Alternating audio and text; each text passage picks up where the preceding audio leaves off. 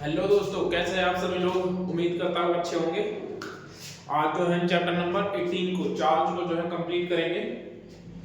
Last lecture में जो है हमने कंटेंट ऑफ चार्ज को कर लिया था। सर्दियों में हाथ भी नहीं चल रहे।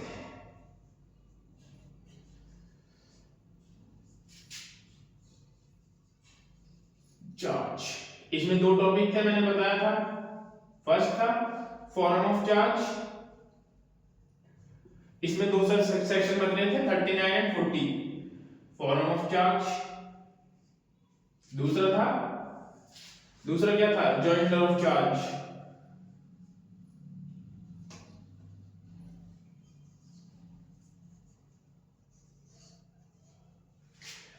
ये कहां से कहां तक, अक्यूज था ना शायद, अक्यूज था कि चार्ज है।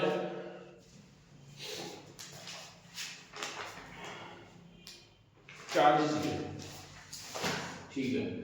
ये था 234 से लेकर के 240 तक, और 241 से लेकर के 247 तक। ठीक है, ये पूरा चैप्टर जो है 234 से 247 तक है।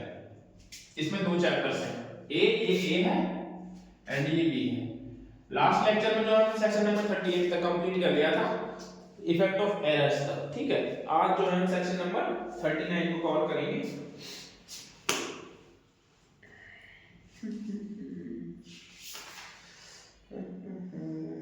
कोड में अल्टर द चार्जेस। कोड जो है कब जो है चार्जेस में अल्टर कर सकती है या ऐड ऑन कर सकती है कुछ भी। सेक्शन नंबर 239, कोड में अल्टर द चार्ज। बताओ कब तक जो हम चार्ज में अल्टर कर सकती है कोड जो है कब तक जो है अल्टर कर सकती है। तो कोर्ट जो है ना, अपने जजमेंट सुनाने से पहले कभी भी, चाहे उस केस जो है चाहे फाइनल आर्गुमेंट पे भी लगा हुआ है, चाहे वो ऑर्डर में भी लगा हुआ है, लेकिन जो है अपनी जजमेंट देने से पहले कोर्ट जो होगी चार्जेस में जो है कुछ भी परिवर्तन या परिशोधन कर सकती है। ठीक है, अल्टर कर सकती है, कुछ भी चेंज कर सकती है। फर्स्ट इसका यही कहता है, any court may alter or add to any charge at the time before judgment is pronounced। मतलब ये कहता है कि कोर्ट जो होगी ना वो किसी भी समय जो होगी, लेकिन जो है जजमेंट सुनाए जाने से पहले चार्ज में जो है अल्टर और ऐड ऑन कर सकती है। ठीक है, उसके बाद सेकंड कहता है every such alteration or addition shall be read and explained to the accused। जो है जो भी चार्ज में अल्टर, जो भी परिवर्तन होंगे या परिशोधन होंगे, उसको जो होगा अक्यूज को पढ़कर सुनाया जाएगा, उसको समझाया जाएगा। ठीक है, तो फर्स्ट क्या कहता है इसका, कोड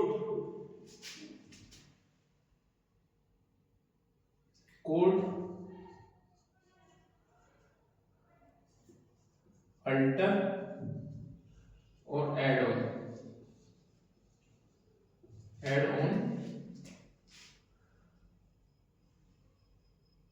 चार्जेस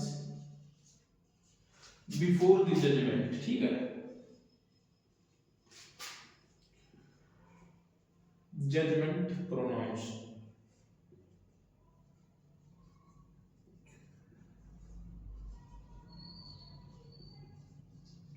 थोड़ा राइटिंग में कॉम्प्रोमाइज कर लेना है, हाथ ठंडी इतनी ज्यादा है कि लिख ही नहीं पा रहा कुछ। उसके बाद सेकंड कहता है एवरी अल्टरेशन और addition shall be read and explain to accuse. Second कहता है जो भी अल्टरेशन वगैरह जो भी होगा ना, अल्टरेशन या फिर ऐड ऑन चार्ज में, तो वो क्या किया जाएगा, अक्यूज को समझाया जाएगा, एक्सप्लेन टू अक्यूज। ठीक है,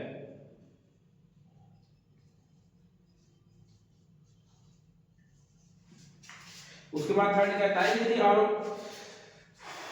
आरोप में परिवर्तन या परिवर्धन ऐसा है कि न्यायालय की राय में विचारणा को तुरंत आगे चलाने से अभियुक्त पर प्रतिरक्षा करने में या अभियोजन के मामले में संचालन में कोई प्रतिकूल प्रभाव पड़ने की संभावना है, तो न्यायालय ऐसे परिवर्तन या परिवर्धन करने के बाद स्वयं विवेक के अनुसार विचारण को ऐसे आगे चला सकता है मानो परिवर्तन या परिवर्धन आरोप का मूल आरोप है।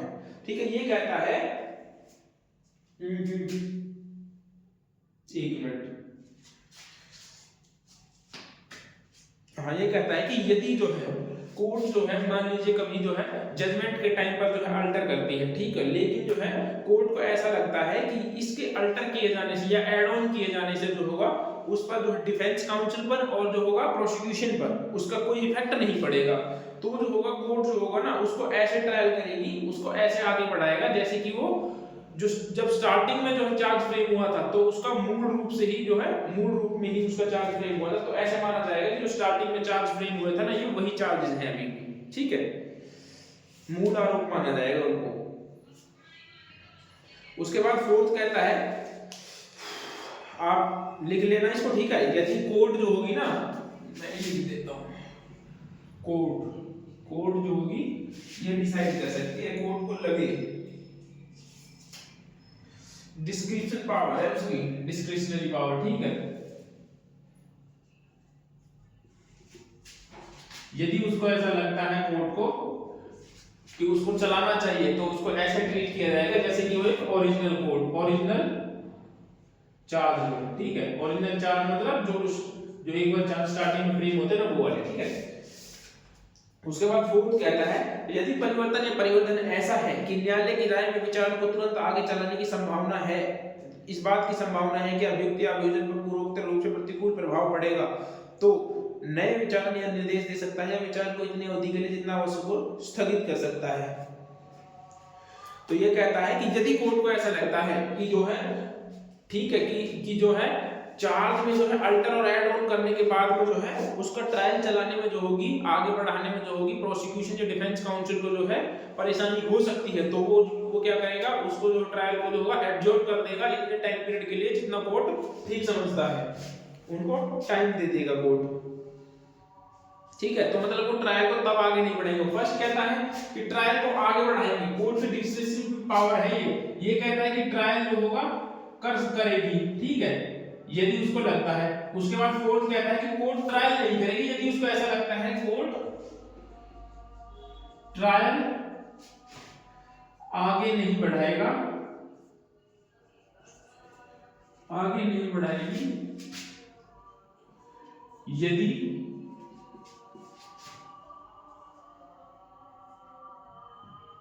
चार्ज परिवर्तन से, चार्ज परिवर्तन या परिवर्तन से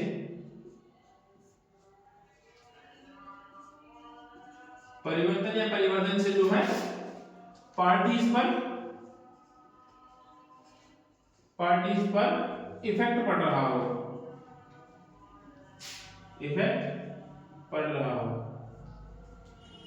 तो कोर्ट क्या करेगी, उसको एडजर्न कर देगी उतने टाइम पीरियड के लिए जितना वो ठीक समझती है। सॉरी दोस्तों, पीछे से साउंड आ रहा है, इस वजह से मैं वीडियो को थोड़े टाइम के लिए रोक रहा हूं, उसके बाद स्टार्ट करते हैं। आप लोगों को फिर जब वीडियो देखोगे तो उसमें दिक्कत होगी।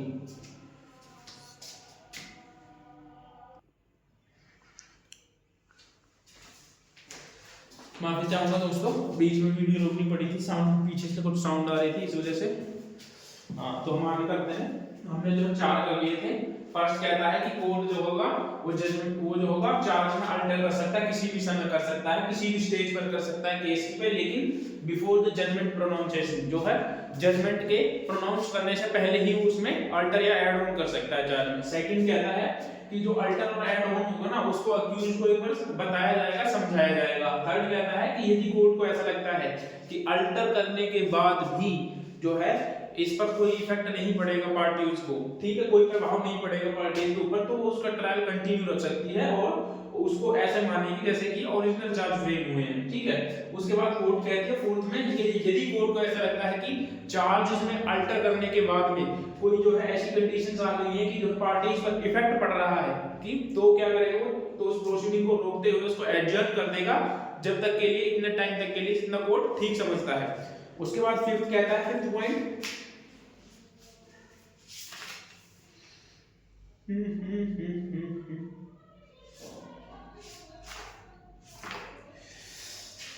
कहां गया, हाँ, फिफ्थ कहता है if the offense stated in the altered or added charge is one of for the prosecution of which previous sanctions is necessary, The case shall not be produced within until such sanctions is obtained unless sanctions has been already obtained for a prosecution on the same fact or those on which the altered and charges founded। ये कहता है कि charge add करने के बाद में यदि कोई ऐसा सेक्शन, चार्ज मान लीजिए कि चार्ज अल्टर किया आपने, ठीक है, लेकिन चार्ज अल्टर करने के बाद आपने जो है किसी पब्लिक सर्वेंट के खिलाफ आपने कोई ऐसा सेक्शन जोड़ दिया जिसके लिए जो है कोर्ट क्या कर सकती है, जिसके लिए ट्रायल करने से पहले जो है परमिशन लेनी पड़ती है, तो क्या करेगी, तो कोर्ट उसको वही स्टॉप कर देगी और उसके परमिशन का वेट करेगी, तो उसके लिए पहले परमिशन लेगी। जैसे कि मान लीजिए कि यदि किसी पब्लिक सर्वेंट के खिलाफ जो है कोई ऑफेंस हो और पब्लिक सर्वेंट है, ठीक है, उसके खिलाफ कोई चार्ज ऐड कर दिया गया, ऐसी धारा जिसके लिए, जैसे मान लीजिए पब्लिक सर्वेंट के खिलाफ जो है रेप का ट्रायल चल रहा था, एग्जांपल के थ्रू जो है मैं एक बार मिटा देता हूं, देखो मैं आपको समझाता हूं कि क्या कह रहा है ये।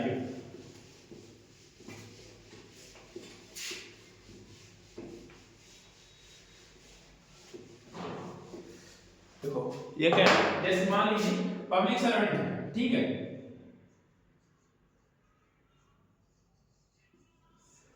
मैं सिर्फ समझाने के लिए, पब्लिक सर्वेंट है, उसके खिलाफ जो है रेप के एलिगेशन लगे हुए थे और उस पर रेप का चार्ज चल रहा था, ठीक है, रेप के चार्जेस थे उसके पास, उसका ट्रायल चल रहा था, लेकिन जो है चार्जेस उसके बाद और ऐड ऑन हुए, ठीक है, इसके साथ साथ में क्या है, उसके बाद में चार्ज अल्टर किया गया, अल्टर द चार्जेस किए गए, इसमें जो है विदाउट परमिशन हो सकता है, इसमें किसी की परमिशन ही नहीं है रेप केसेस में, ठीक है, लेकिन चार्ज ऐड ऑन करने के बाद में उस पर जो है कोई और सेक्शंस भी ऐड कर दिए गए, और सेक्शंस ऐड कर दिए गए उस, और वो सेक्शंस उनमें जो है परमिशन रिक्वायर्ड थी, गवर्नमेंट की परमिशन लेनी जरूरी थी, कंपलसरी थी, तो पहले क्या करेगी कोर्ट जो होगी ना उसको स्टॉप कर देगी, चार्ज अल्टर किया ना, इसका मतलब देखो ये है, इसका मतलब ये नहीं है कि जैसे मान लीजिए कि कोर्ट जो है रेप केस का करे तो रेप का ही सुनती नहीं, उसने कोई और ऑफेंसेस किया ना तो वो जो स्पेशल कोर्ट होती है वो उस ऑफेंसेस को भी सुन लेती है, ठीक है, रेप का करते करते, लेकिन तो मैं सिर्फ समझाने के लिए कह रहा हूं कि कोई ऐसा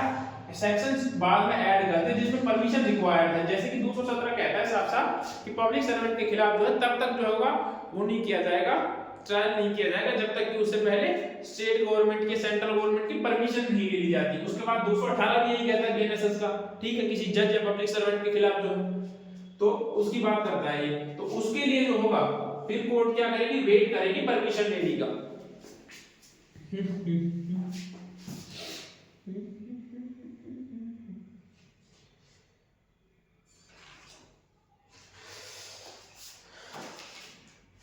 recall of witnesses when charge Altered and add on, ठीक है, तो ये यही बात करता है कि जो चार्ज में जो अल्टर किए गए या ऐड ऑन किया गया है कुछ भी, तो उसके बाद में जो है वो जो विटनेसेस बुलाए गए थे उसके बाद कोई नई चीज ऐड हुई है, ठीक है, या फिर कोई हटाई गई है तो उनको दोबारा भी बुलाया जा सकता है, ये कहता है 240।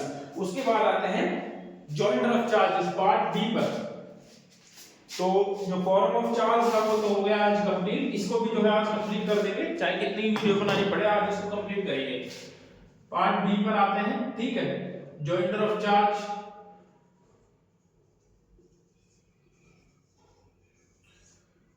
जॉइंटर ऑफ चार्ज ये क्या कहता है, ये कहता है कि separate 241 separate charges for distinct offence, section 241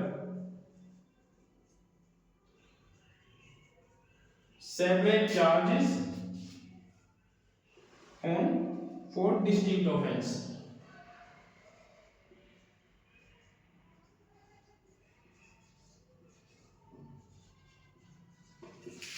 distinct offence. देखो जनरल रूल तो यह है कि हर ऑफेंस के लिए अलग से एक ट्रायल होगा, ठीक है, देखो ये जनरल रूल है,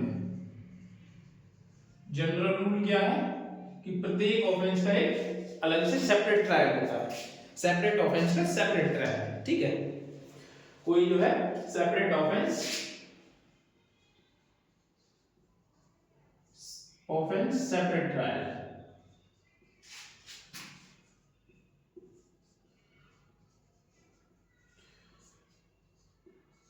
ये है इसका जनरल रूल, तो ये कहता है 240 240 उसके बाद इसका प्रोविजो है। प्रोविजो क्या कहता है, परंतु जहां अभियुक्त व्यक्ति लिखित आवेदन द्वारा ऐसा चाहता है कि मजिस्ट्रेट की राय है कि उसे ऐसे व्यक्ति पर प्रतिकूल प्रभाव नहीं पड़ेगा, वहां मजिस्ट्रेट उस व्यक्ति के विरुद्ध विरचित सभी या किन्हीं आरोपों का विचारण एक साथ कर सकेगा। जहां किसी अक्यूज्ड के खिलाफ जो है एक से ज्यादा चार्जेस हैं, प्रोविजो ये कहता है कि जब किसी अक्यूज्ड के खिलाफ एक वन और मोर चार्जेस हैं, ऑलरेडी एक या ज्यादा, सॉरी एक से तो ज्यादा ही है,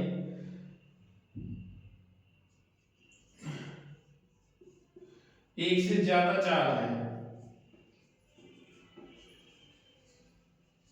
तो उस कंडीशन में क्या होगा, उस कंडीशन में अक्यूज जो होगा ना वो रिटन एप्लीकेशन के थ्रू ये बोल सकता है अक्यूज फाइल रिटन एप्लीकेशन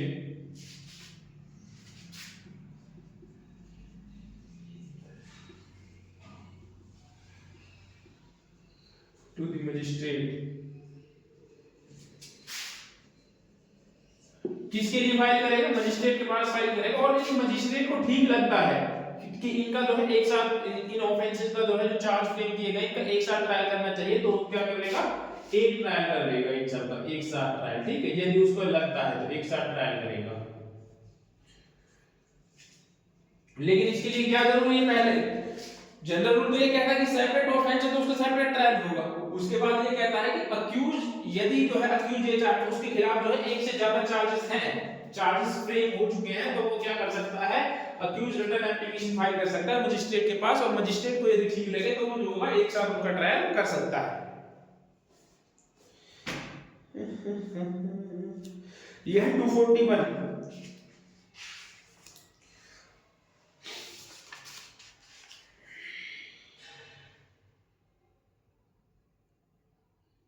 उसके बाद सेकंड कहता है nothing in subsection 1 shall affect the operation of the provision of the section 242 243 244 and 246। जो 242 243 44 और 46 की कोई भी बात होगी जो वो किस पर अप्लाई नहीं होगी, इस 241 के इस जनरल एक्सेप्शन पर या फिर इस पर जो है अप्लाई नहीं होगी, किसी भी तरीके से कोई उसका कोई इफेक्ट नहीं होगा। अब ये क्या कहते हैं, देखो जैसे कि इसका एक इलस्ट्रेशन ये क्या कहता है, ए पर एक अवसर पर चोरी करने और दूसरे किसी अवसर पर घोरूपति करने का आरोप है, ठीक है। चोरी करने के लिए और घोरूपति कारित करने के लिए ए पर पृथक पृथक आरोप लगाने होंगे और उनका विचारण पृथक करना होगा। अब देखो इसको मैं समझा देता हूं अब आपको क्या है।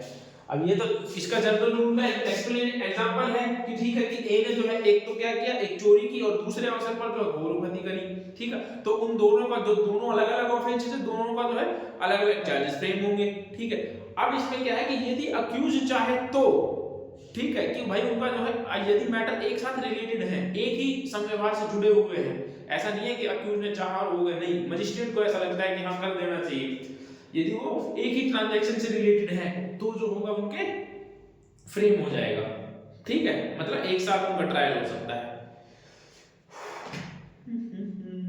इसमें भी इलस्ट्रेशन जो इलस्ट्रेशन दे रखा है, यदि इसमें भी जो अक्यूज चाहे ना कि वो एक साथ जो है ट्रायल करवा सकता है, चाहे वो उसने एक व्यक्ति के खिलाफ ऑफेंस किया हो या अनेक व्यक्ति के खिलाफ ऑफेंस किसी दूसरे व्यक्ति के खिलाफ किया हो, तो भी जो होगा उसका ट्रायल एक साथ करवा सकता है। जैसे मान लीजिए देखो ए ने यहां थेफ्ट की किसी पर्सन के खिलाफ, थेफ्ट किया बी के घर में, ठीक है, फिर ए ने दोबारा से किसके घर में थेफ्ट किया, किसके लिए, सॉरी किसके घर में, सी के घर में, फिर ए ने दोबारा से किया, किसके किया, थेफ्ट किया डी के घर में, ठीक है। अब ये पकड़ा गया, इसके खिलाफ जो है अलग-अलग चार्ज फ्रेम हुए, 3 अलग-अलग एफआईआर दर्ज हुई, तो अब जो होगा ना एक रिटर्न एप्लीकेशन के थ्रू जो होगा, ये जो होगा एक एप्लीकेशन फाइल कर सकता है मजिस्ट्रेट के पास कि जो मेरा जो ट्रायल है ना वो एक साथ चलाया जाए इन तीनों ऑफेंसेस के लिए, ठीक है, और यदि मजिस्ट्रेट को ठीक लगता है तो वो ऐसा कर सकते हैं। अब इसके लिए ये जरूरी नहीं है कि जो है ऑफेंस एक ही व्यक्ति के खिलाफ किया गया हो, मान लीजिए कि थेफ्ट की जगह पर कुछ और भी होता, एक्सटॉर्शन होता, रॉबरी होता, डकैती होता, ठीक है, एक्सटॉर्शन, रॉबरी, कुछ भी होता, फ्रॉड होता, ठीक है, ए के खिलाफ होता, बी के खिलाफ होता, सी के खिलाफ, किन्हीं के अलग-अलग व्यक्ति भी हो सकते हैं। मेरा कहने का मतलब ये है जरूरी नहीं है कि विक्टिम एक ही हो, एक ही के खिलाफ ऑफेंस किए हो, यदि अलग-अलग के खिलाफ भी ऑफेंस किए गए हैं तब भी उनका एक ट्रायल हो सकता है। मैं ये बताना चाहता हूं आपको। उसके बाद आते हैं सेक्शन नंबर 242। ये क्या कहता है,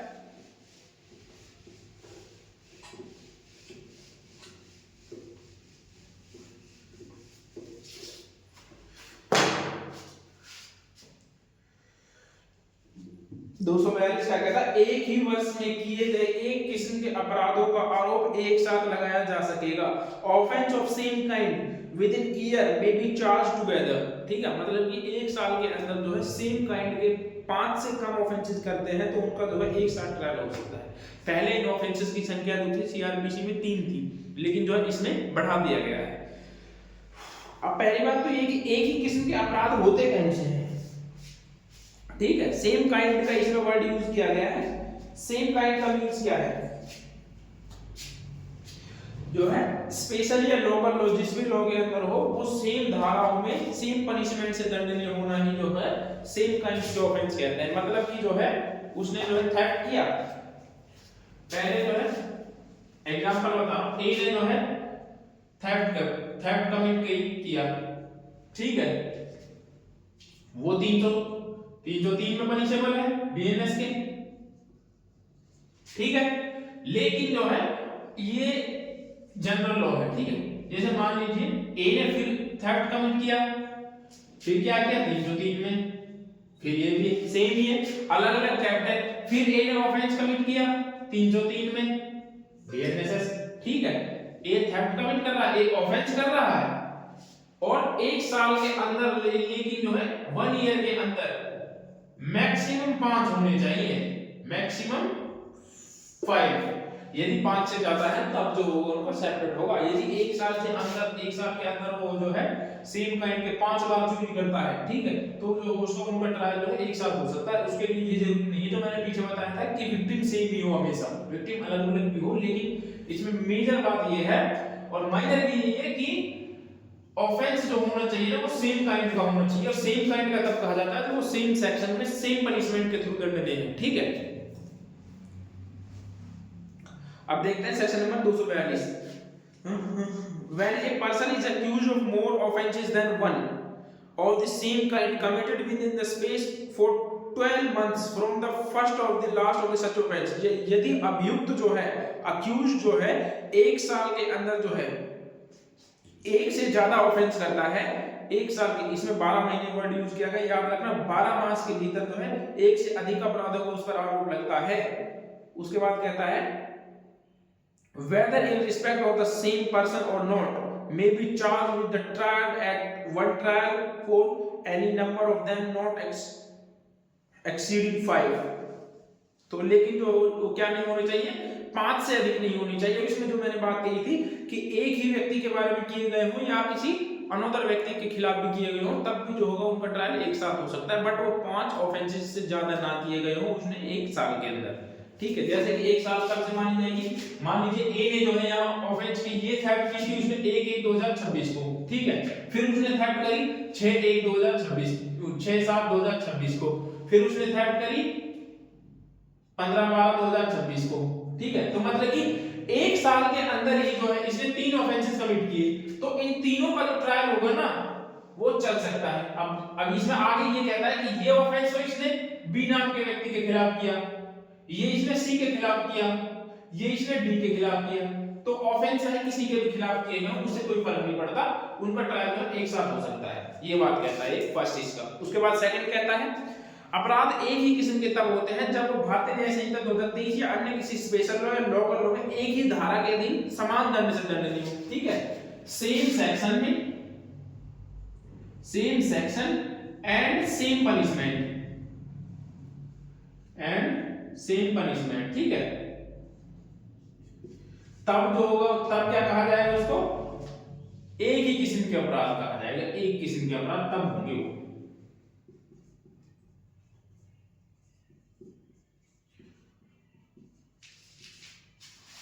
same section and same punishment, local law special law हो या फिर बीएनएस 2023 हो।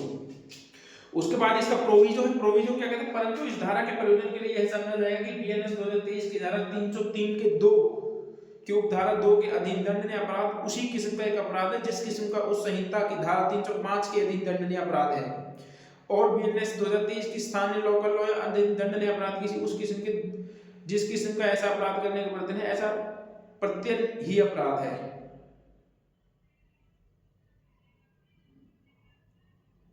ये कहता है कि देखो 303 के 2, ये 303 के 2 की बात करता है। 303 के 2 क्या कहता है? थेफ्ट की पनिशमेंट के बारे में बात करता है, ठीक है। लेकिन 305 क्या बात करता है? 305 क्या बात करता है?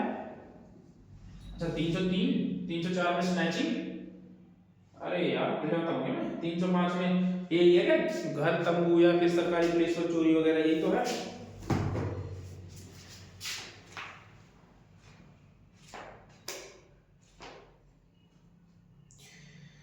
वैसे मुझे याद रहता है ना, पता नहीं यार क्यों दिमाग से निकल गया।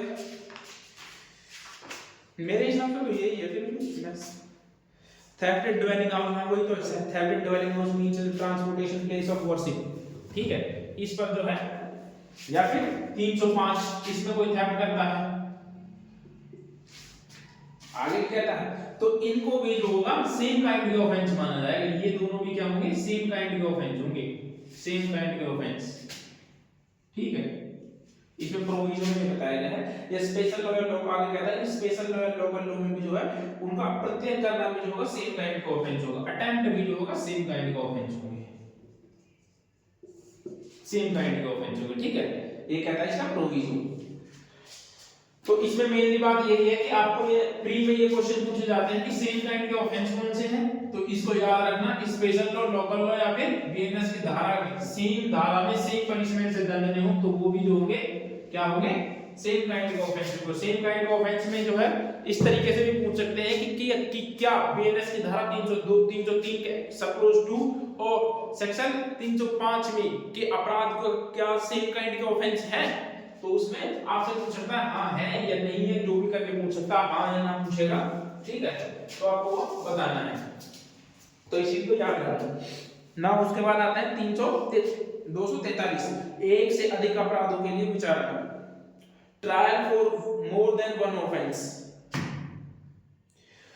एक से ज्यादा अपराधों के लिए विचारणा। देखो, यदि परस्पर संबंध ऐसे कार्यों के जिनमें एक ही समव्यवहार बनता हो, एक क्रम में एक से अधिक अपराध एक ही व्यक्ति के द्वारा किए गए हैं, तो प्रत्येक अपराध के लिए एक ही विचारणा में उस पर आरोप लगाया जा सकता है और उसका ट्रायल किया जा सकता है। देखो, एक ही ट्रांजैक्शन के दौरान, मतलब कि एक ही समव्यवहार के दौरान एक से ज्यादा अपराध करता है, तो उसके लिए जो होगा सेम जो होगा ट्रायल किया जा सकता है। एक ही, देखो 243, सॉरी 243, एक से ज्यादा ऑफेंसेस का ट्रायल। फर्स्ट क्या कहता है? इसका फर्स्ट ये कहता है कि एक से ज्यादा, जैसे कि मान लीजिए कि मैं जो है थेफ्ट करने के लिए गया, ठीक है, थेफ्ट करने के लिए मैं गया, लेकिन जो है वहां पर मुझे ऑर्डर मिल गया, उसने मुझे रोका, हाथापाई हुई, और जो है वहां पर मैंने उसको क्या कर दिया, साथ के साथ मर्डर भी कर दिया, मर्डर कर दिया। तो अब इन दोनों का क्या है? दोनों अपने आप में अलग अलग ऑफेंसेस हैं। क्यों? क्योंकि मर्डर अपने आप में अलग ऑफेंसेस है। मर्डर 103 में है और ये कितने में है? 303 में है।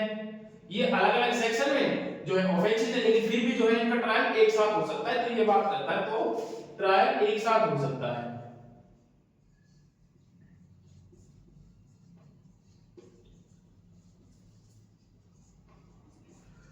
क्यों हो सकता है इसका ट्रायल एक साथ? बिकॉज क्योंकि ये दोनों एक ही ट्रांजैक्शन के, क्योंकि ये दोनों अपराध जो है एक ही ट्रांजैक्शन के दौरान हुए थे, एक ही ट्रांजैक्शन के, एक ही समव्यवहार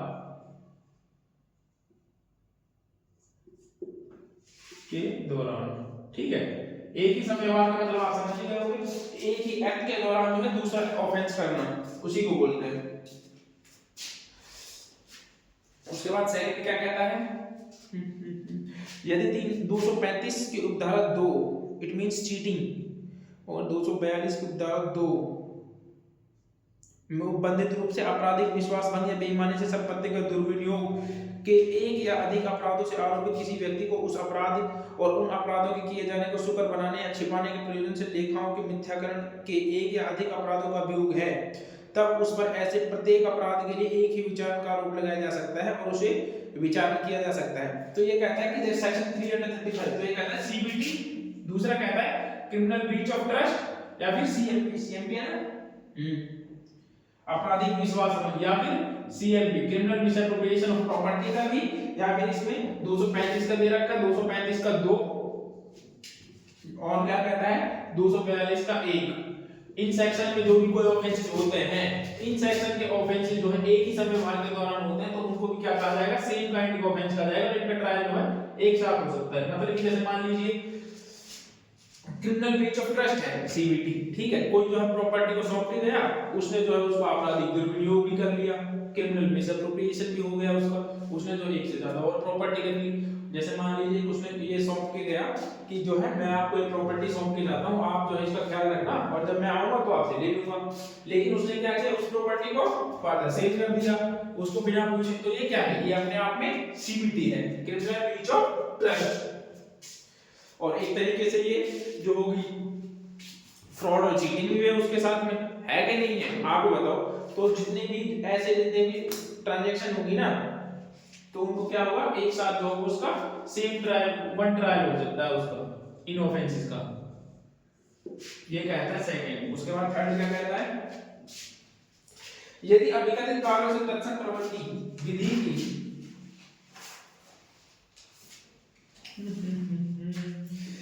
विधि की जिससे अपराध परिभाषित या दंडनीय हो, दो या अधिक पृथक परिभाषाओं में आने वाले अपराध बनते हो, तो जिस व्यक्ति पर उन्हें करने का अभियोग है उस पर ऐसे अपराधों में से प्रत्येक के लिए एक ही विचार में आरोप लगाया जा सकता है और विचार किया जा सकता है।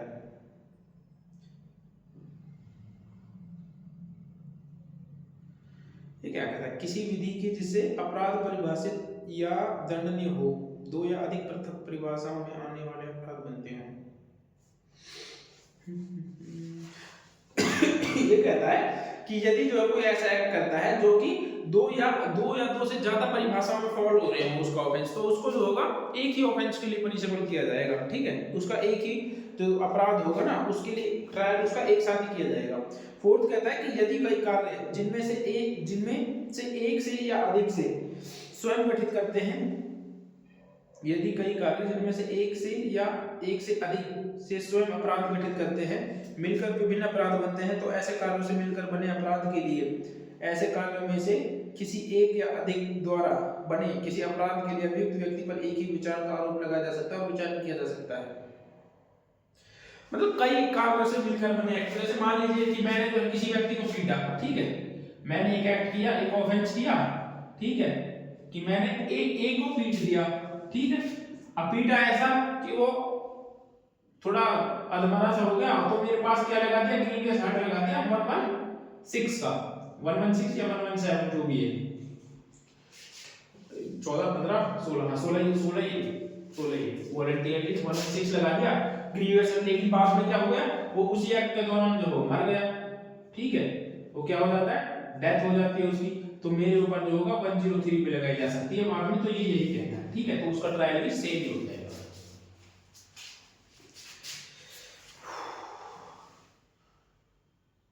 ये 9 तो देख लेना, बीएनएस की 9 पर कोई प्रभाव नहीं डाले। उसके बाद इसके इलस्ट्रेशंस हैं, देखेंगे इलस्ट्रेशन देखना एक बार सबसेक्शन 1 के, इसमें स्पेशली मेंशन किया है सबसेक्शन 1।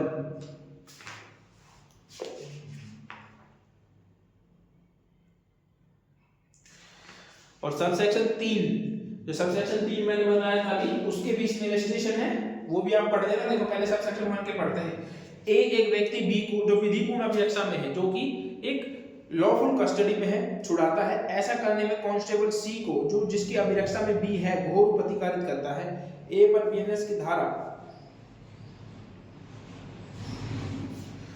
121(2) और 263 के अपराधों के लिए आरोप लगाया जा सकता है और दोषित किया जा सकता है। तो ये कहता है कि ए जो है ना, एक व्यक्ति बी है, वो जो है एक लॉफुल कस्टडी में है, और ए जो है उसको सी से जो है छुड़ाता है और उसके साथ मारपीट करता है, ठीक है। तो इस पर जो होगा, ए पर जो होगा ना, फर्स्ट तो ऑफेंस ये है कि मारपीट करने का, ठीक है, सी की जो सी है कांस्टेबल, उसकी जुरिडिक्शन में से, और दूसरा उसको लॉफुल कस्टडी में से हटाने या भगाने के लिए। तो दोनों का जो ट्रायल होगा ना, वो एक साथ किया जा सकता है, उसको पनिशेबल किया जा सकता है। उसके बाद बी कहता है, बी एक्सप्लेनेशन इलस्ट्रेशन 14, बी दिन में गृह भेदन इस आशय से करता है कि बलात्कार करे, ठीक है, और ऐसे प्रवेश किए गए घर में बी की पत्नी से बलात्कार करता है।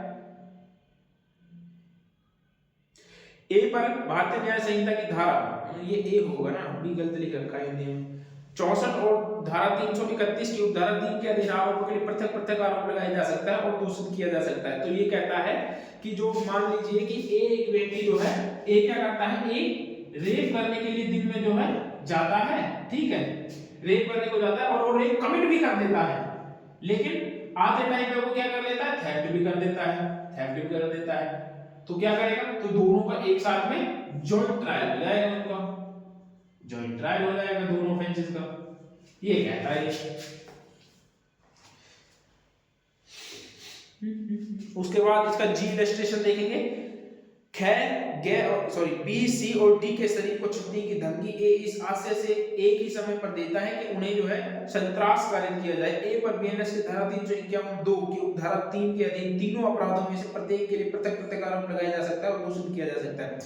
मतलब तीन व्यक्तियों को जो है उसने धमकी दी एक साथ में, बी सी और डी को, ठीक है, बी सी और डी को जो है ए ने तीनों को धमकी दी थी एक साथ में एक ही समय पर। तो ये अपनी अपनी अलग अलग एफआईआर लॉन्च करवा सकते हैं और चाहे तो इनका और इनका जो है सेपरेट जो होगा वो क्या होगा, ट्रायल होगा। लेकिन यदि ये चाहे तो एप्लीकेशन के थ्रू जो होगा इसका एक साथ भी करवा सकता है। उसके बाद इलस्ट्रेशन सबसेक्शन 3 के इलस्ट्रेशन देखते हैं। ए बैच से बी पर सदोष आघात करता है। ए पर भारतीय न्याय संहिता की धारा 115 की 2 और धारा 131 के अधीन अपराधों के लिए पृथक आरोप लगाया जा सकेगा और वह दोषित किया जा सकेगा, ठीक है। तो ये कहता है कि उस पर जो है अलग अलग ऑफेंसेस के अलग अलग डेफिनेशन में यदि फॉलो कर रहा है तो उनको दोनों के लिए पनिशेबल किया जा सकता है अलग अलग से,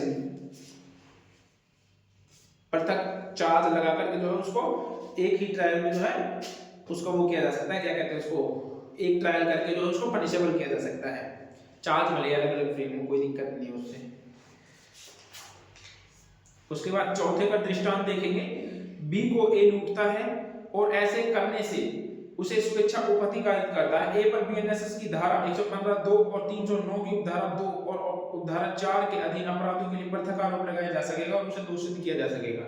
इसमें कुछ भी नहीं बताने को। अब आते हैं section number 244 where doubt what offence has committed, जहां पर कि ये संदेह हो कि कौन सा ऑफेंस है कमिट हुआ है। तो वहां पर क्या होगा, जहां पर ये पता ही ना हो कि कौन सा ऑफेंस कमिट हुआ और ऐसा किन ऑफेंसेस में किन कंडीशंस में होता है। देखो अब ऐसा मैं बता देता हूं किन कंडीशंस में होता है।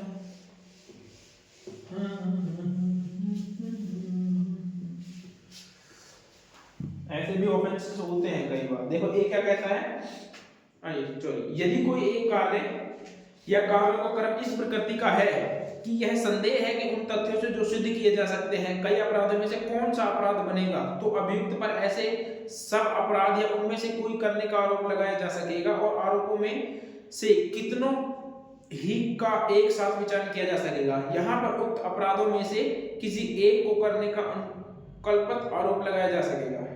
इसको शॉर्ट में पढ़ते हैं तोड़ कर। यदि कोई एक कार्य या कार्यों का क्रम इस प्रकृति का है कि संदेह है कि उन तथ्यों से जो सिद्ध किए जा सकते हैं, ठीक है। अरे मेल लिया छोड़ो, इसलिए यही कहता। देखो मैं आपको वैसे ही बता देता हूँ क्या हमारा। देखो जब ये ना पता चल रहा हो कि किसने कौन सा ऑफेंस किया, देखो थेफ्ट, एक्सटॉर्शन, रॉबरी और डकैती। जब ये पता ही ना चल रहा हो कि ये इनमें से कौन किस प्रकार का ऑफेंस जो है, तो जो होगा ना, तो चार्ज जो होगा भले ही सबका फ्रेम हो जाए, चाहे फ्रेम हो भी ना, जैसे मान लीजिए चार्ज फ्रेम हो डकैती का, ये सेक्शन क्या कहता है, मैं कंप्लीट सेक्शन बता दूं। चार्ज फ्रेम हुआ थेफ्ट का, ठीक है, यहाँ पर चार्ज फ्रेम हुआ, लेकिन जो है लास्ट में जब जजमेंट सुनाया गया, ऑर्डर दिया गया, तब वहां पर पता चला, लास्ट में जाकर पता चलता है कि यार ये तो थेफ्ट था ही नहीं, ये तो डकैती थी, ठीक है। तो ये डकैती थी, ये तो थी नहीं। तो अब ये नहीं कह सकता कि जो है मेरे ऊपर जब चार्ज हुआ है इस थेफ्ट का तो मेरे को डकैती की पनिशमेंट नहीं। यदि ये प्रूव हो जाता है कि इसने डकैती की है तो इसको डकैती की पनिशमेंट दी जाएगी, चाहे वो चार्ज फ्रेम हुआ हो या ना हुआ हो, इसे कोई फर्क नहीं पड़ता।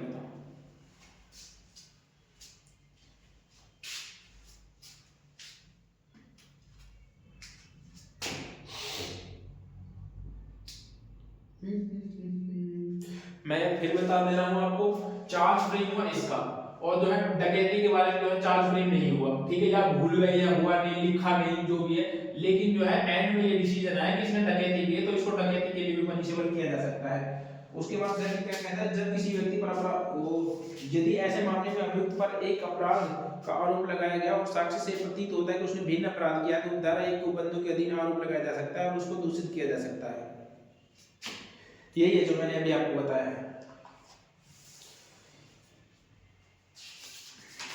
और फर्स्ट भी बता दिए, सेकंड था इसका, फर्स्ट भी बता दो, फर्स्ट भी आप लोगों के लिए तो वही पता है। फर्स्ट ये कहता है कि जब ये पता ही ना चल रहा हो कि कौन सा ऑफेंस किया है, ठीक है, जब पता ही ना चले कि कौन सा ऑफेंस हुआ है, तो जो होगा उनका एक साथ ट्रायल हो सकता है जब ये डाउटफुल में हो। और सेकंड ये कहता है कि भले ही चार्ज उस समय जो है उस ऑफेंस को फ्रेम नहीं हुआ, लेकिन जो है रिजल्ट में ये आया कि उसने डकैती करी तो उसको डकैती की पनिशमेंट दी जाएगी। फर्स्ट ये कहता है कि जब पता ही ना हो कि कौन सा ऑफेंस किया है, तो जो होगा उसका एक साथ ट्रायल किया जा सकता है सभी ऑफेंसेस के लिए, और उसको लास्ट में जो डिसीजन आता है उसको उसके लिए पनिशेबल किया जा सकता है। उसके बाद आता है सेक्शन नंबर 245, ये कहता है रिलेटेड टू माइनर ऑफेंसेस। इसको याद रखना, रिलेटेड टू माइनर ऑफेंसेस 245 किससे संबंधित है, related to minor offences. Related to minor offence भी बोलते हैं इस सेक्शन को। अब माइनर ऑफेंस क्यों बोलते हैं ये मैं बता देता हूं अभी आपको, ठीक है। देखिए किसी व्यक्ति पर जो है एक ऐसा आरोप लगाया, सेवरल पार्टिकुलर्स,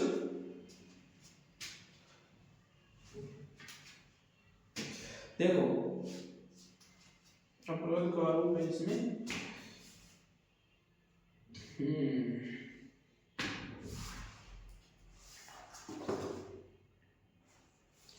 245 था ना, हाँ। जब किसी व्यक्ति पर ऐसे अपराध का आरोप है जिसमें कई विशिष्टियां हैं, जिनमें से केवल कुछ के संयोग से एक पूरा छोटा अपराध बनता है, और ऐसा संयोग साबित हो जाता है किंतु शेष विशिष्टियां साबित नहीं हो पाती, तब उस छोटे अपराध के लिए दोषित किया जा सकेगा यद्यपि उस पर आरोप नहीं था। क्या कहता है देखो मैं बताता हूं। देखो किसी व्यक्ति पर आरोप ये था,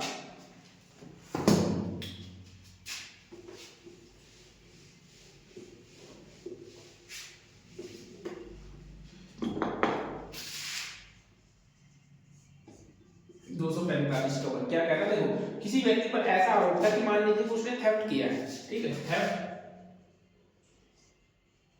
plus fear of death, fear of death करके क्या हो गया, अभी क्या बन गया, थेफ्ट किया, fear of death is equal to extortion.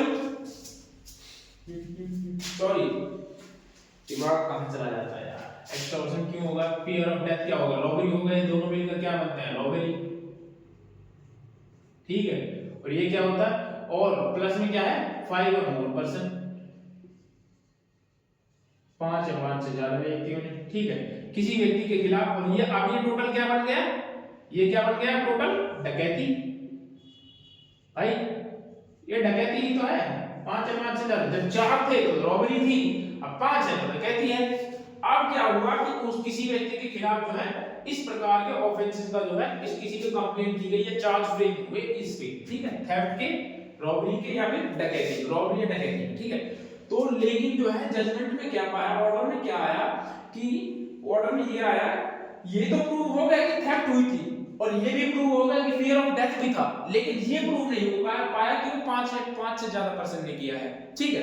मतलब कि ये माइनर ऑफेंसेस तो प्रूव हो गए, थेफ्ट भी प्रूव हो गया कि हाँ भाई आपके घर थेफ्ट हुई थी, ये भी प्रूव हो गया कि भाई हाँ आपको फियर ऑफ डेथ था, लेकिन ये प्रूव नहीं हो पाया कि 5% ने वो किया था, ठीक है, 5% ने किया था। तो अब जब ये प्रूव नहीं हो पाया तो डकैती तो ये हुई नहीं, तो इसमें यही कहता है डकैती नहीं हुई, चार्ज में डकैती का चार्ज फ्रेम किया गया था लेकिन डकैती हुई नहीं। तो जो माइनर ऑफेंसेस हुए हैं ना, जैसे ये थेफ्ट और fear of death is equal to robbery, तो थेफ्ट या रॉबरी के लिए जो है उसको लायबल किया जा सकता है, थेफ्ट और रॉबरी के लिए। तो ये यही कहता है, आया समझ में।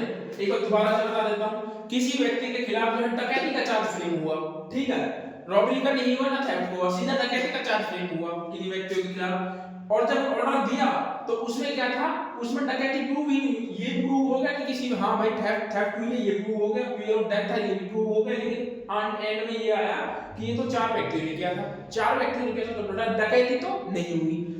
अब इसमें चार्ज में डकैती रॉबरी फ्रेम नहीं किया गया था, चार्ज जब फ्रेम किया गया था तो उसमें रॉबरी के सेक्शन को ऐड नहीं किया गया था, लेकिन फिर भी जो है उसको रॉबरी की पनिशमेंट दी जा सकती है, यही ये सेक्शन कहता है। चाहे चार्ज फ्रेम किया गया हो या ना किया गया हो। ठीक है। थर्ड में कह देता है कि माइनर ऑफेंसेस के लिए तो कंडीशन फुलफिल होनी चाहिए, बस इसमें यही है, मेरे जो पूरे सेक्शन का बेस है वो यही है, मैंने आपको बता दिया, आप पढ़ लेंगे एक बार। जब किसी व्यक्ति पर किसी अपराध का आरोप लगाया जाता है तो ऐसे तथ्य साबित कर दिए जाते हैं तो उसे घटाकर छोटा अपराध बनता है। ये इसका टू था, जो छोटा अपराध बनेगा उसको दंड दें। फर्स्ट में चार्ज फ्रेम हुआ, सेकंड में ये आया रॉबरी है, तो छोटे अपराध में उसको दंड दे देगा। थर्ड में फिर मैंने आपको बताया ये भी इलस्ट्रेशन कौन सा देखोगे आप, इसका इलस्ट्रेशन आप पढ़ लेना इसके, ठीक है। किन व्यक्ति पर जो है संयुक्त रूप से आरोप लगाया जा सकता है, 246 किन व्यक्तियों के खिलाफ जो है संयुक्त रूप से जॉइंटर ऑफ चार्जेस आरोप लगाया जा सकता है। What person may be charge jointly, कौन से व्यक्ति हैं जिनके खिलाफ जो है चार्ज जॉइंटली लगाया जा सकता है। पहला क्या कहता है, वह व्यक्ति जो एक ही संविवाद के दौरान जो है घटना का अपराध करते हैं। ये किस में था, 243 ऑफेंस में। इनको छोड़ दो, देखो मैं बता रहा हूं आपको, ऐसे लिख लेना। दूसरा कम लिखा, हालांकि आप एग्जाम में पढ़ा के लिख देना, बट अभी मैं समझाने के लिए 243 के और जो 242 के ऑफेंसेस में, 42 ऑफेंसेस में 1 साल के अंदर जो है 1 ईयर में सेम काइंड के 5 ऑफेंस, सेम काइंड 5 ऑफेंस, तो उनका भी जो है उन पर्सन के खिलाफ जो है जो वो हो सकता है। वे व्यक्ति जिन पर अपराध का अभियोग है, वे व्यक्ति जिन पर ऐसे अपराध का दुष्प्रेरण या प्रत्यंग आरोप है, जिस पर जो है अपराध का आरोप भी है, ठीक है, जिन व्यक्तियों के खिलाफ जो है अपराध का आरोप है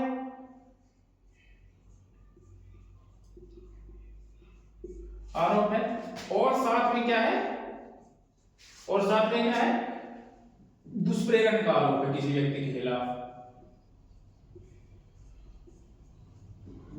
ठीक है, तो अब जो दो अलग अलग पर्सन, ए पर जो है अपराध करने का और बी पर जो है इसको दुष्प्रेरण करने का आरोप है, तो अब इन दोनों पर्सन्स का जो है एक साथ ट्रायल किया जा सकता है, ये कहता है इसमें थर्ड।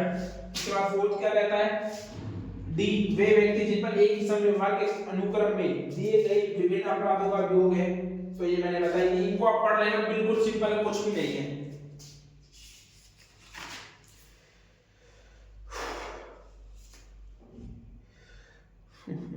अब आदत 247 क्या कहता है, देखो 247 कहता है कई अपराधों में से एक के लिए दोषित पर शेष आरोपों का वापस लेना, withdrawal of remaining charges on conviction one of several charges when a charge containing more heads than one, जो है जिस व्यक्ति के खिलाफ जो है एक से अधिक चार्ज फ्रेम किए गए हों अगेंस्ट द सेम पर्सन, एक ही व्यक्ति के सेम पर्सन के खिलाफ, and when he is convicted has been had on one or more of them, the complainant or the officer conducting the prosecution may, with the consent of the court, withdraw the remaining charges of the charge. अब ये क्या कहता है, किसी व्यक्ति के खिलाफ जो है रेप प्लस मर्डर और भी कोई सेक्शंस थे जो भी है, मारा पीटी के, छेड़छाड़ी किसी और व्यक्ति के खिलाफ जो सेम शामिल, ठीक है, 115 116 17 जो भी मतलब जो भी है रिलेटेड टू, जैसे कि 74 76 75, ठीक है, ये ऑफेंसेस भी थे। लेकिन जो है रेप के केस में जो है इसको प्लस नहीं, सॉरी अलग अलग लगा हुआ, ठीक है, ये भी चल रहा था, ये भी एक चल रहा था, ये अलग चल रहे हैं, ठीक है, 3 चार्ज फ्रेम हो चुके थे, और एक केस में जो है उसको डेथ की पनिशमेंट दे दी, डेथ पनिशमेंट, ठीक है, और इसमें उसको डेथ पनिशमेंट दे दी। तो यदि कंप्लेनेंट चाहे और प्रोसिक्यूशन चाहे, ठीक है, प्रोसिक्यूशन ऑफिसर मतलब कि पीपी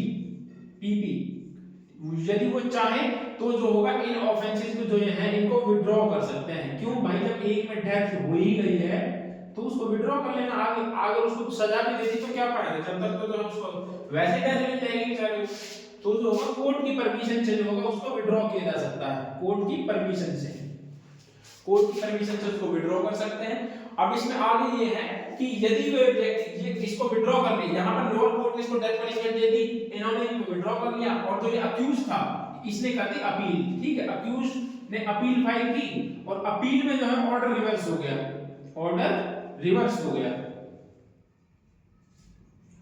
ठीक है, इसको डेथ दी, इसको बरी कर दिया, तो अब इसके खिलाफ जो ये ऑफेंसेस है ना, इनका दोबारा से चार्ज या ट्रायल किया जा सकता है। जो ये विड्रॉ किया था ना, इनका दोबारा से ट्रायल किया जा सकता है। तो यही बात कहता है, इनका दोबारा ट्रायल किया जा सकता है जो इसने विड्रॉ किए थे।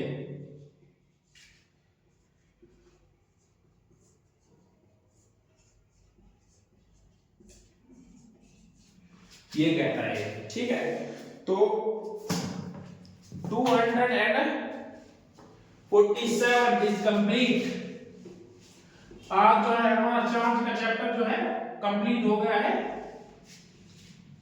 अरे यार, आप लोगों ने उतारा देखा भी है नहीं देखा, चलो ना देख लेना अगले में से, ठीक है।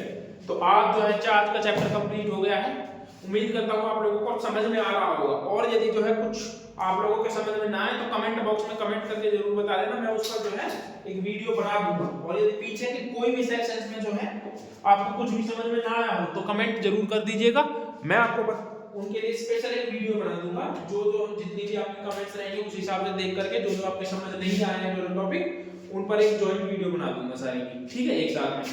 अब इसका एक बार रिवीजन कर लेते हैं चार्ज का, ठीक है। चार्ज कहां से स्टार्ट होता है? Section number 234। ये कहता है कंटेंट ऑफ चार्ज, ठीक है। सेक्शन नंबर 235, 236, एक लिख लेता हूं, 37, 38, 39, 40, ठीक है ना। ये हो गए फॉर्म ऑफ चार्जेस के।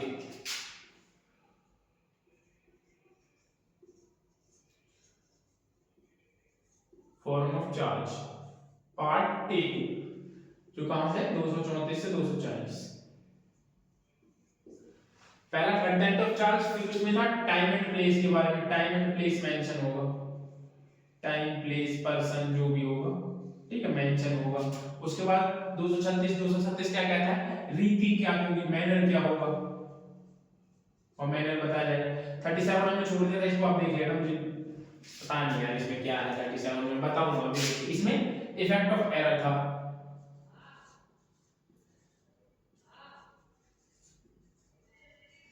इफेक्ट ऑफ एरर 238 में। उसके बाद 239 और 240। 239 और 40 में क्या था? 40 में तो रिकॉल का था, रिकॉल ऑफ विटनेसेस वगैरह थे। इसमें था रिकॉल ऑफ विटनेसेस। अरे 39 में अभी तो मेरे को याद था थोड़ी देर पहले। तो क्या है 39 में? चलो इसको मैं खुद ही कहूंगा। उसके बाद आते हैं 240, 241 पार्ट बी। यह B part, joinder of charge. यदि आप लोग जो है इसको इसी तरीके से याद करोगे तो आप लोगों को भी याद हो जाएगा, अदरवाइज आप भूल जाओगे। 241 में क्या कहता है? सेपरेट चार्ज की बात करता है, सेपरेट चार्ज की बात करता है, सेपरेट ऑफेंस के लिए सेपरेट चार्ज। 242 क्या कहता है? सेम काइंड के एक से ज्यादा अपराध एक वर्ष के अंदर,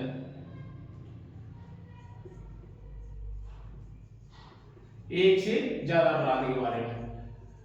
भले ही आपको जो है एक्यूरेट परिभाषा याद नहीं हो, उससे कोई फर्क नहीं पड़ता, ठीक है। यदि आपको परिभाषा के कुछ वर्ड्स भी याद है, आपको पूरी परिभाषा याद नहीं हो पा रही है, आपको सिर्फ ये पता है, तो भी उससे काम चल जाएगा आप लोगों का, ठीक है। उसमें भी कोई दिक्कत नहीं है। और याद भी एक्चुअली ऐसे होता है, किसी को पूरी परिभाषा याद नहीं होती, सिर्फ 2-4 वर्ड याद होते हैं, ठीक है। उसके बाद 243 सेम ट्रांजैक्शन के ऑफेंसेस में, वन और मोर पर्सन के साथ सेम ट्रांजैक्शन में। अरे इसका नाम क्या है यार? नाम देख लेता हूं, आप लोगों को दिक्कत होगी फिर। 243 वाला सेम ट्रांजैक्शन है ना, एक से ज्यादा।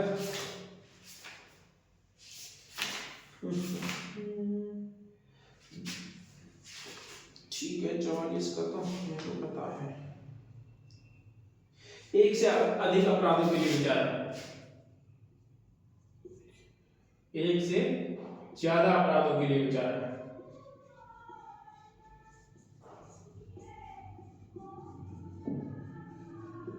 244 क्या है? इसमें भी वही है, क्या कहते हैं उसको, सेम काइंड वाले, सेम ट्रांजैक्शन वाले है वही, ठीक है। 244 से आप संदेह हो कि कौन सा ऑफेंस हुआ है, जहां डाउटफुल हो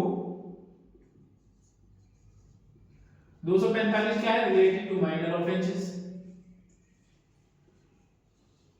रिलेटेड टू माइनर ऑफेंस। 246 क्या है, किन व्यक्तियों के खिलाफ जो है जॉइंट ऑफ चार्ज एक ट्रायल हो सकता है, किन व्यक्तियों का एक ट्रायल हो सकता है एक साथ ट्रायल। 247 में विड्रॉल की बात करता है, ठीक है। अब बात है 239 में है क्या यार,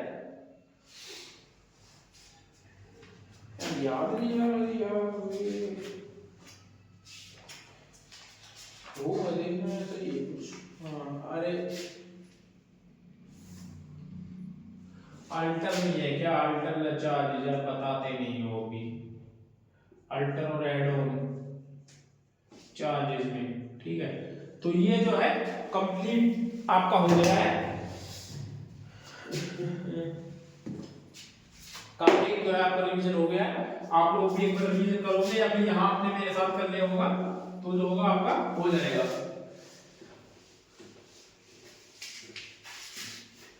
उसके बाद आते हैं, उसके बाद एक बार ये देखते हैं कि हमने स्टार्टिंग से अभी तक क्या क्या किया है। देखो क्या क्या होता है, कैसे कैसे किस किस फॉर्म में होता है। देखो सबसे पहले यदि किसी के खिलाफ जो है किसी अपराध का इंफॉर्मेशन दी जाती है, एफआईआर रजिस्टर्ड होती है, एफआईआर, ठीक है।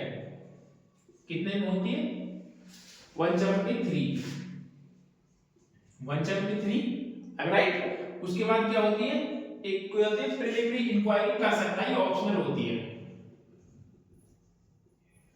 प्रिलिमिनरी इंक्वायरी, ये कितने में होती है, 173 के 3 में, ठीक है। ये ऑप्शनल है, जरूरी नहीं है। एफआईआर होती है, उसके बाद क्या होता है, उसके बाद होती है इन्वेस्टिगेशन। इन्वेस्टिगेशन कहां से कहां तक है, 176 से स्टार्ट होकर के 185 तक, 185 186 187 188 तक, 188। उसके बाद क्या होगा, इन्वेस्टिगेशन के बाद क्या आएगा, या तो फाइनल रिपोर्ट,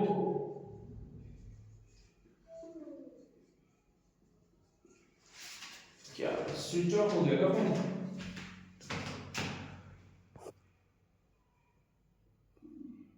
अभी तो है यार, ठीक है। उसके बाद आता है फाइनल रिपोर्ट। फाइनल रिपोर्ट कितने में थी, 193 में, ठीक है। जो पुलिस जो है रिपोर्ट सबमिट करती है, उसके बाद क्या आता है, वैसे तो जुरिडिक्शन आता है, ठीक है। उसके बाद हम कॉग्निजेंस को लेते हैं, जुरिडिक्शन को छोड़ दो, जुरिडिक्शन में हम कंफ्यूज हो जाते हैं। मजिस्ट्रेट होता है कॉग्निजेंस लेता है यहां से 210 में, मजिस्ट्रेट ने यहां से केस को उठाता है, मजिस्ट्रेट के पास यहां केस आता है। उसके बाद क्या आता है, ठीक है। उसके बाद क्या आएगा, उसके बाद यदि कंप्लेंट है तो कंप्लेंट आ जाएगी। मैं टॉपिक वाइज बता रहा हूं, कंप्लेंट, ठीक है। हालांकि ये मुझे पहले लिखना था, बाद में कॉग्निजेंस लिख देता तो वो बेटर रहता, ऐसे लिख देता हूं, आप लोगों को दिक्कत नहीं होगी। कंप्लेंट, यदि कंप्लेंट भी है तो, ठीक है। कितने में थी, chapter number 16 223 to 226, complaint to magistrate chapter number 16। उसके और ये था कॉग्निजेंस, कॉग्निजेंस कितने में था, 210 में। मजिस्ट्रेट यहां से केस लेता है। कॉग्निजेंस के बाद फिर हमने कौन सा चैप्टर किया बताओ, chapter number 17 supply of document है ना, उसमें ऐसा कुछ था नहीं। उसके बाद आता है चार्ज, इशू ऑफ प्रोसेस भी तो किया था यार, वो इशू फ्रेम होता है ना, वही वाला था। इसमें दो चीजें थी, इशू ऑफ प्रोसेस, कॉग्निजेंस लेने के बाद क्या होता है, इशू ऑफ प्रोसेस होता है, ठीक है। या उस इसी में सप्लाई ऑफ डॉक्यूमेंट था दूसरा, 230 से लेकर के 233 तक सप्लाई ऑफ डॉक्यूमेंट। उसके बाद क्या होता है, उसके बाद आता है चार्ज फ्रेम होते हैं, उसके बाद चार्ज फ्रेम होते हैं। चार्ज के बाद क्या होता है, चार्ज के बाद आता है ट्रायल, एंड ट्रायल के बाद क्या आता है, आर्गुमेंट, सॉरी ट्रायल के बाद तो जजमेंट आता है यार, जजमेंट, ये होती है जजमेंट। यहां पर जजमेंट आने के बाद जो है इसके खिलाफ अपील में भी जा सकते हैं, अपील में जाते हैं। तो हमारा मैटर फिलहाल है यहाँ तक। अपील को पढ़ेंगे, जब अपील को करेंगे तो लास्ट में जो है जजमेंट आती है। अभी जो हमने चैप्टर नंबर 18 चार्ज को कंप्लीट किया है, चैप्टर नंबर 18 234 से लेकर के 247 तक। उसके बाद में जो है ट्रायल को स्टार्ट करेंगे। ट्रायल जो होते हैं कितने तरीके के होते हैं, देखो ट्रायल मेनली जो होते हैं वो कितने तरीके के होते हैं, देखो 3 तरीके के ट्रायल होते हैं, सॉरी 4। देखो पहला समरी ट्रायल, और सॉरी समन केसेस में trial, summon cases trial, warrant matter का ट्रायल, वारंट केसेस का ट्रायल कोर्ट ऑफ सेशन के द्वारा। उसके बाद होता है समरी ट्रायल 285 से लेकर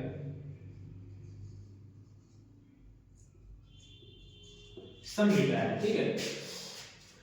पहले वारंट वाला आता है, फिर समन वाला आता है। तो चैप्टर नंबर 19 में जो आएगा ना ट्रायल, वो वारंट का आएगा, सेशन न्यायालय के समक्ष ना। अरे नहीं,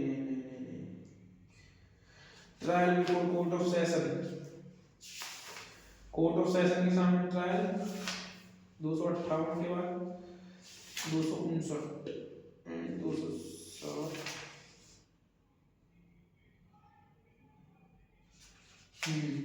एक आता है कोर्ट ऑफ सेशन ट्रायल।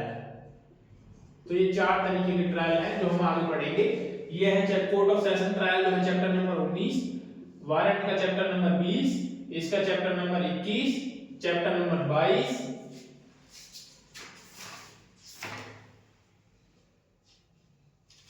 सही कह रहा हूं ना। उसके बाद आता है एक, इसके ट्रायल के जो बाद आएगा वो chapter number 23 plea bargaining, plea bargaining. चलो छोड़ो यार, इसको बाद में देखेंगे, क्यों कंफ्यूजन है। तो ये 4 टॉपिक हैं, तो सेम है, बहुत जल्दी कंप्लीट होंगे। सेम से है, इनको मैं चार्ट के थ्रू आपको ऐसा समझाऊंगा कि आप दोबारा में आपको कभी पढ़ने की जरूरत नहीं पड़ेगी। इनको हम ऐसे लेता हूं, बहुत अच्छे से समझाऊंगा इनको मैं आपको, समन के स्टाइल के कोर्ट ऑफ सेशन द्वारा जो भी ट्रायल। तो ये 4 चैप्टर जो टाइम जो है ना इनमें लगाता है। ये जो प्रोसीजर भी है, क्यों प्रोसीजर, देखो किसी व्यक्ति के खिलाफ एफआईआर होती है तो उसमें क्या होता है, पुलिस जो है इन्वेस्टिगेट, ठीक है। तो लाइट भी चली गई है और वीडियो भी कंप्लीट हो गई, बाकी कल देखेंगे इसको। यदि आपको वीडियो अच्छी लगी हो तो लाइक शेयर और कमेंट जरूर करें। और यदि किसी व्यक्ति को कोई, किसी भाई को कोई डाउट रहता है, ठीक है, किसी का कोई एग्जाम वगैरह का कोई डाउट है तो वो भी आप कमेंट करके पूछ सकते हैं। मैं जरूर जो होगा पॉसिबल होगा तो उस पर जो है आपको वीडियो बना करके दे दूंगा। ठीक है दोस्तों, मिलते हैं नेक्स्ट वीडियो में, बाय।